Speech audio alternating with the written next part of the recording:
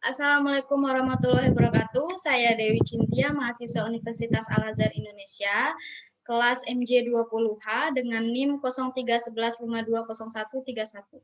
Dengan ini saya akan mulai sesi wawancara dengan membaca Bismillahirrahmanirrahim. Wawancara hari ini kita mulai dengan tema tentang banyaknya hambatan usaha di saat pandemi belum berakhir. Dan narasumber kita sekarang telah hadir dengan Ibu Marni. Boleh untuk memperkenalkan diri terlebih dahulu.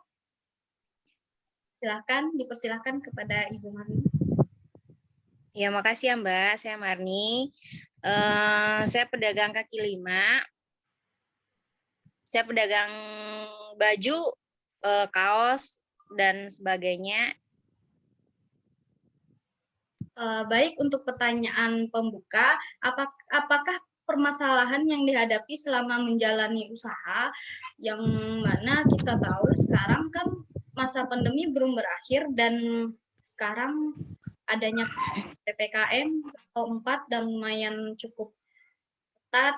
Bagaimana pendapat Ibu? Kalau untuk permasalahan sih banyak sekali Mbak. Apalagi PPKM sekarang, apalagi pandemi. Yang pertama yang pasti saya alami otomatis itu pungli masih ada tuh, banyak yang preman yang minta uang rokok. Itu kan juga hambatan ya Mbak ya. Apalagi Ya, kita kan dagang belum tentu dagangan kita laku, tapi kita udah diminta-minta gitu. Kalau kita nggak ngasih, bisa jadi dagangan kita nggak aman. Nah, itu yang pertama. Ditambah juga tuh Mbak, apalagi PPKM sekarang, itu banyaknya Satpol PP yang apa ya, yang mengusir pedagang-pedagang kaki lima. Apalagi kita kan kaki lima ya Mbak ya, yang nggak punya toko. Jadi untuk mencari sesuap makan ya kita caranya ya begitu gitu ya. Kalau soal hambatan mah banyak Mbak.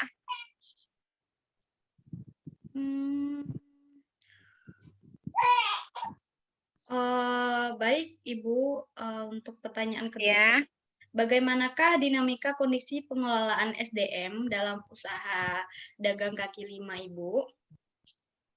Kalau SDM mah kebetulan kan saya dagang sendiri Mbak. Jadi saya nggak punya pegawai, nggak punya asisten atau gimana, nggak punya pegawai, saya mengelola sendiri, saya dagang sendiri sama suami.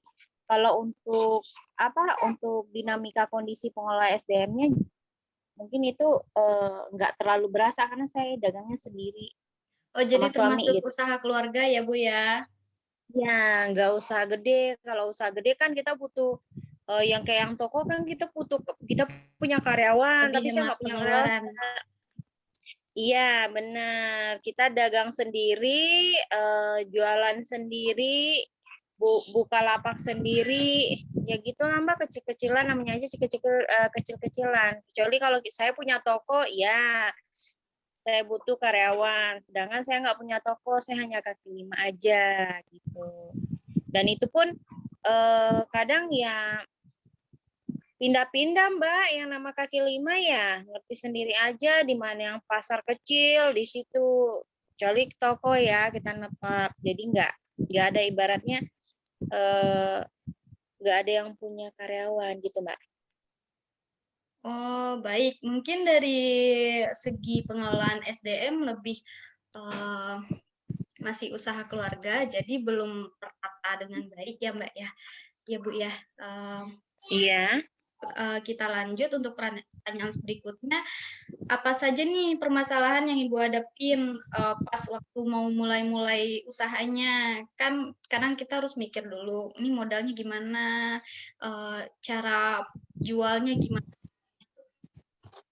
Kalau untuk permasalahan, berarti ini awal buka usaha ya Mbak ya? Ya, ini tuh udah masuk Ya, tahap perencanaannya, Bu. dia awal buka usaha ya tentu kita lihat yang larisnya apa gitu kan. Saya kaos nih, baju, jadi ada baju, ada celana, baju anak-anak, ada baju ibu-ibu, bapak-bapak.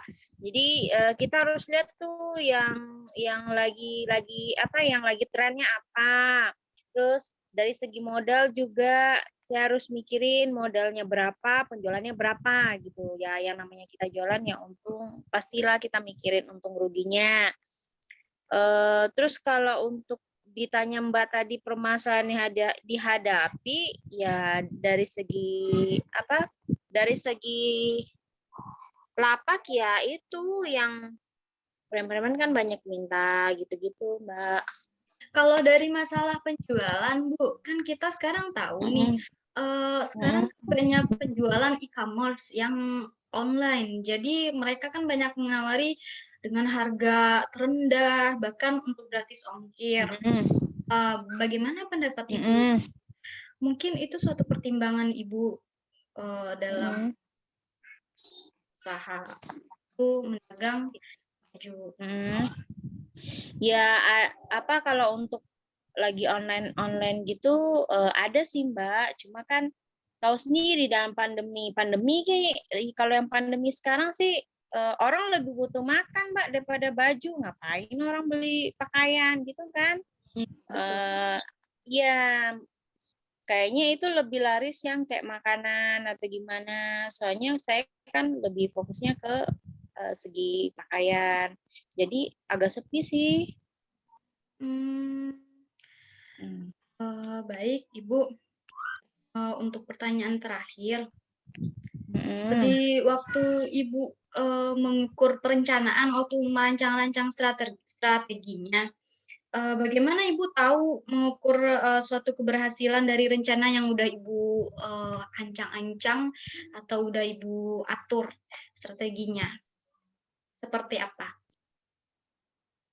Paling apa ya, saya ngatur strategi jualannya otomatis saya lihat pasarnya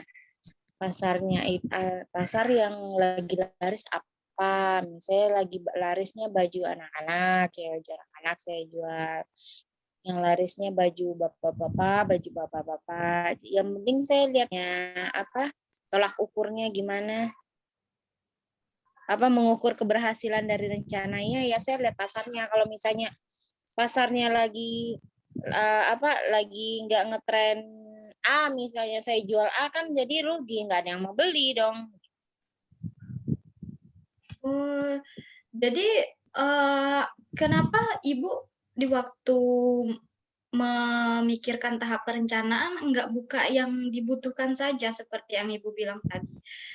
Kenapa Ibu enggak membuka usaha kuliner atau makanan yang menurut Ibu lebih dibutuhkan daripada pakaian? Kalau kan saya bilangnya tadi saya fokusnya ke pakaian. Nah, kalau pandemi ini kebetulan saya juga buka yang kuliner, Bu. Gak Oh, hanya apa? Iya, memang awalnya saya fokusnya ke pakaian. Cuma karena sekarang kan pandemi siapa sih yang mau beli pakaian? Saya ada juga makanan. Jadi eh, ada makanan, ada pakaian gitu. oh, baik. Hmm, Ibu, terima kasih untuk sesi wawancara hari ini. Tetap semangat Ya, usahanya. Mbak. Semoga lancar. Ya, makasih. Ibu, terima kasih ya. Amin. Terima kasih banyak. Ya, sama, ya, sama-sama, Mbak. Baik, dari kesimpulan wawancara barusan, ada beberapa hal yang bisa saya kutip dan saya pelajari. Walaupun pandemi masih ada, maka tetaplah optimis. Mas, tetaplah pada tuntutan hadis dan ajaran Rasulullah kita, karena kita tahu beliau adalah seorang pedagang yang sangat jujur dan sehingga berkah dan rahmatnya sangatlah berlimpah didapatkannya. Eh, untuk para pengusaha di luar sana yang sedang menjalani usaha yang walaupun sekarang sedikit tersendat, semoga usahanya tetap lancar, eh, tetap dan pandemi ini cepat berlalu. Baik, sekian wawancara hari ini. Jika ada salah kata atau ucapan, saya mohon maaf dan terima kasih kepada narasumber Ibu Marni tadi yang sudah berpartisipasi dalam wawancara ini. Saya sudahi dengan membaca Alhamdulillah. Assalamualaikum warahmatullahi wabarakatuh.